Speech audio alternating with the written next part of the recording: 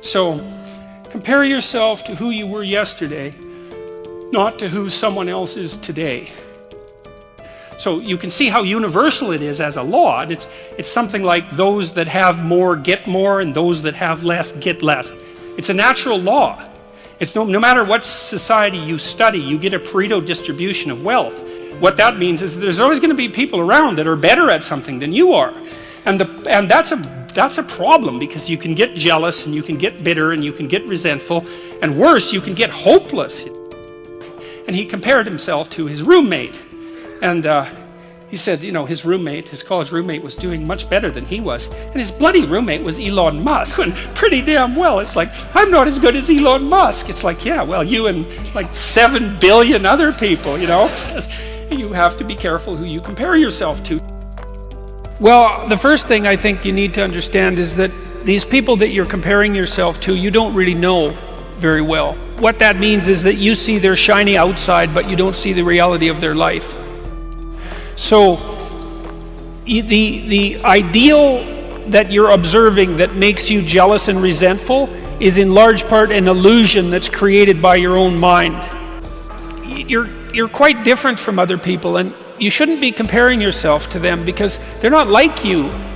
You know, they don't have your family.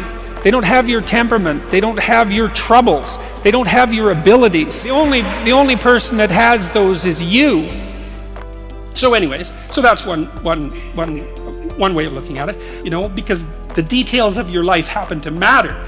And so maybe you compare yourself to some rock star or something like that, and you know, the person's rich and famous and glamorous and all that, but you know, they're alcoholic and they use too much cocaine and they've had 3 divorces, and it's like, how the hell do you make sense out of that? Is that someone that you should judge yourself harshly against or not?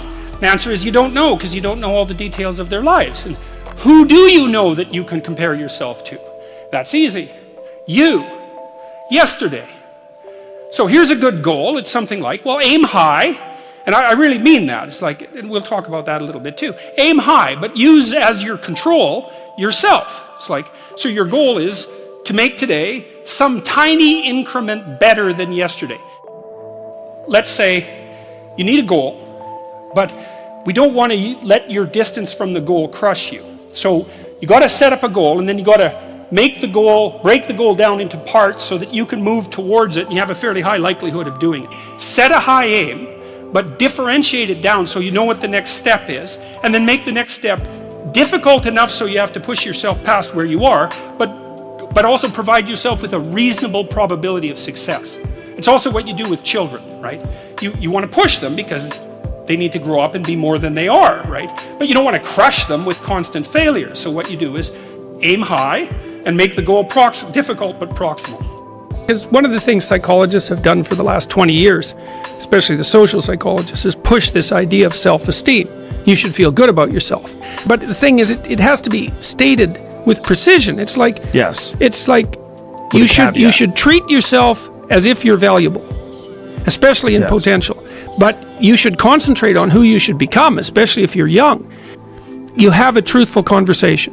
The conversation is, well, here's what's wrong with my life, and here's what caused it. You know, maybe it takes a year to have that conversation.